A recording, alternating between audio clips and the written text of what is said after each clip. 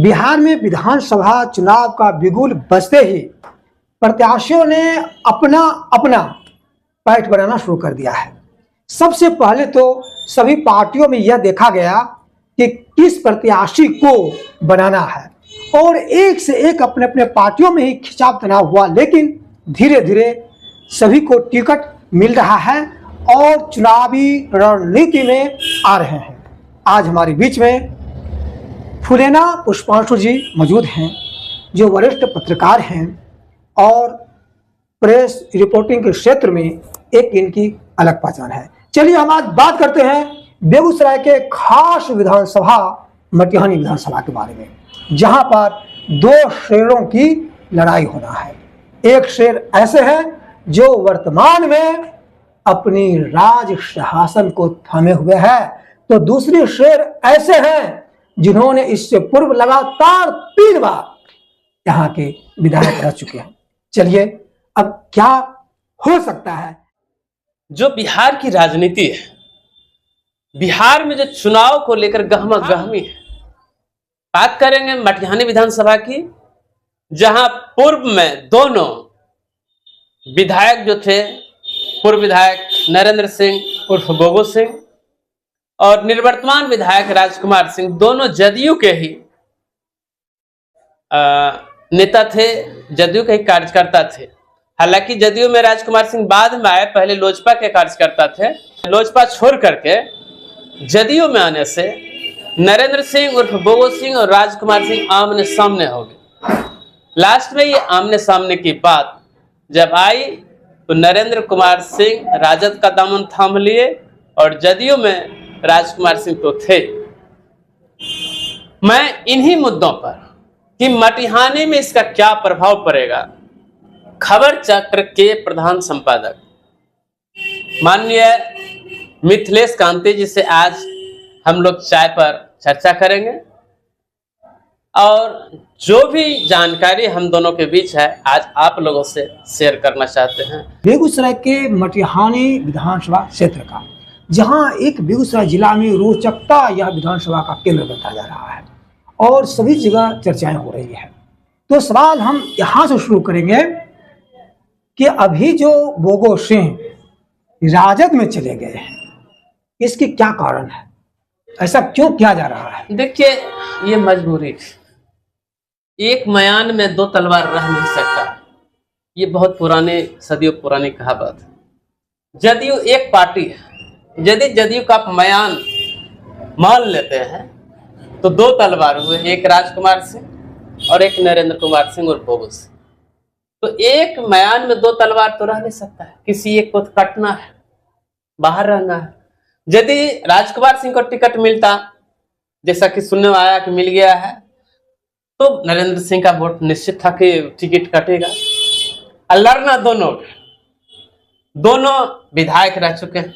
वर्तमान विधायक राजकुमार सिंह, अब पूर्व विधायक 2 बार, अब यदि वो 7 दिन की बात की जाए तो 3 बार ही नरेंद्र सिंह विधायक बन चुके हैं। तो वो भी अपना दावा, उनका दावा भी जायज है।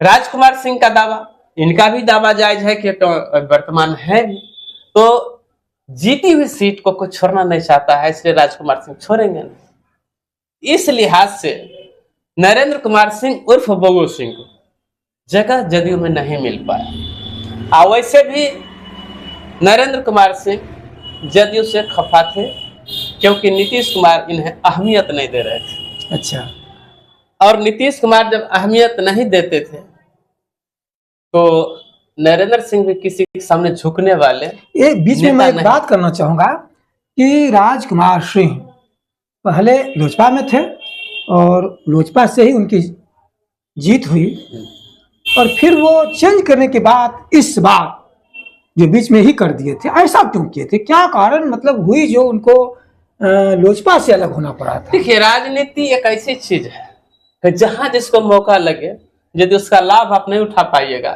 तो राजनीति नहीं कर पाइए। पूरे बिहार में एकमात्र सीट लोजपा जो थी मटिहानी जीती थी। अब नीतीश कुमार और चिराग पासवान दोनों में अनबन था।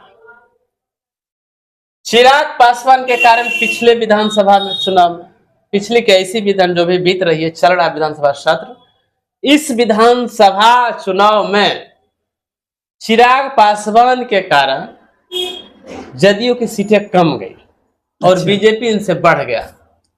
तो नीतीश कुमार को तो खुन्नस था चिराग से, और चिराग को लगा कि हम विरोध करते हुए एक सीट जीत गए।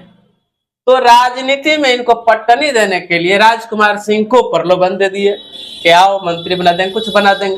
हालांकि उन्हें बाद में सचेतक बनाया गया है, ऐसी बात नहीं है, सचेतक बनाया। अच्छा। और जब विधानसभा में सचेतक आ गए तो सचेतक बना दिए, और उधर लोजपा 0 पर आउट हो गया। अच्छा अच्छा। यानी कि चुनाव आयोग की लिस्ट में वो जीते हुए लोजपा से, लेकिन विधायक हो गए, सिटिंग सीट चला गया जदयू में, और लोजपा 0 पर आउट हो गया। तो इसी खुन्नस में राजकुमार सिंह को भी था कि हम सरकार के साथ, कोई भी व्यक्ति चाहता है कि हम सरकार के साथ रहें। अच्छा अच्छा। तो हमारे जो माननीय विधायक राजकुमार सिंह जी हैं, वो लोजपा में थे, और जब लगा कि हम सरकार के साथ रहें तो चले गए। बाध्यता होती है कि आप दल बदल करते हैं तो आपका सीट जा सकता है, लेकिन इनके साथ तो ऐसा था नहीं, ये कैया राजा थे, इन पर तो दल बदल कानून लागू होता नहीं। चले गए जदयू में, चले गए तो नीतीश कुमार ने भी उनको अपना सम्मान दिया, स्थान दिया, और फिर इस बार टिकट भी दे रहे हैं। यही कारण है जदयू में, और ऐसा मौका कोई छोड़ता नहीं। अच्छा, एक चीज बीच में आती है कि राजकुमार सिंह जो कि पार्टी को बदल ली, पार्टी ही बदले थे, और इसके बीच में जो कार्यकलाप जो कुछ भी हुआ, इस तरह जो है, इसके बीच में नरेंद्र सिंह जी का आ जाना और बिल्कुल टक्कर हो जाना, तो क्या लगता है दोनों की स्थिति में जनता जो है किस तरफ उनकी झुकाव हो सकती है और क्या कारण हो सकता है? देखिए, नरेंद्र कुमार सिंह बीच में नहीं आया। नरेंद्र कुमार सिंह मामूली 330 वोटों के लगभग से हारे थे, और उनको हार नहीं कहा जाए, और सब दिन सक्रिय रहे राजनीति में।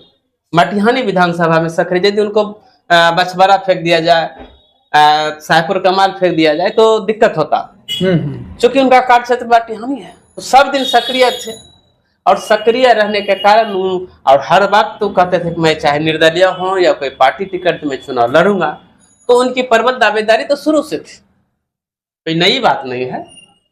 ये बात तो बिल्कुल सही है, लेकिन अभी शासन में राजकुमार सिंह है, और उसने शासन में जो कुछ भी जनता के बीच दुलार पाया, प्यार पाया, आशीर्वाद पाया, अब उसका काट करने में क्या नरेंद्र सिंह उर्फ बोस सिंह को बाधा हो सकती है? क्या संभावना व्यक्त किया जा सकता है? देखिए, नरेंद्र सिंह का अपना वजूद है, और हमें याद है कि 2001 से वो राजनीति में आए हैं। जिला परिषद के वो चुनाव लड़ रहे थे, पोस्ट ऑफिस में जो लेटर बॉक्स होता है वो चुनाव चिन्ह मिला था, और जिला परिषद क्षेत्र संख्या 22 से वो अपनी राजनीति की शुरुआत।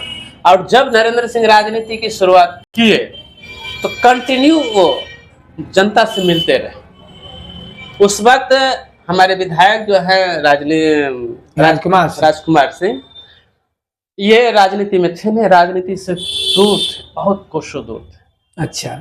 जब ये लोजपा की सीट 2020 में बनी मटिहानी गठबंधन के तहत, तो इन्हें टिकट मिला, और इन्होंने अपने पूरे दमखम के साथ राजनीति की शुरुआत की और विजय भी प्राप्त की। ये 5 वर्षों तक उसने जो कुछ भी राजनीति किया, उसमें कुछ न कुछ निखार आ ही गया होगा। तो जाहिर है कि जब हम 10 कदम चलेंगे तो उसका जो आबो हवा है 10 कदम चलने का, उस अनुभव प्राप्त होगा है। और उस बीच में जो भी लोग आएंगे या जो भी आबो हवा आएगी, उससे दोनों प्रभावित होंगे।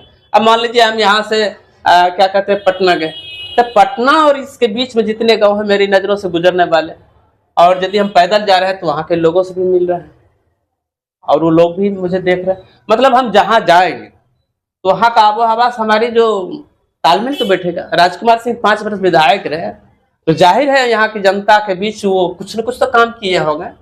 ऐसी बात नहीं है कि विधायक बने और बैठे रह गए, कुछ तो किए होंगे, तो उनका प्रभाव तो कुछ तो होगा, निश्चित तौर पर होगा। तो उनका जो इतना बड़ा प्रभाव 5 वर्षों में बन गया, उनकी काट और नरेंद्र सिंह वो कैसे कर पाएंगे? क्योंकि देखिए, ये काट है ऊपर से, 2 यहाँ समीकरण काम करेगा, एक जाति समीकरण एक कार्य का समीकरण। कार्य का समीकरण में नरेंद्र सिंह अपने बदौलत कुछ कार्य किए और राजकुमार सिंह जो सरकार ने दी उसके बदौलत काम किए। अच्छा, सरकार 10,000 रुपया और ढेर सारी जो बातें अभी सरकार की योजनाएं आई उसका लाभ राजकुमार सिंह को मिलेगा। लेकिन तेजस्वी यादव में सटने के बाद तेजस्वी यादव ने जो घोषणा की उसका लाभ भी मिलेगा।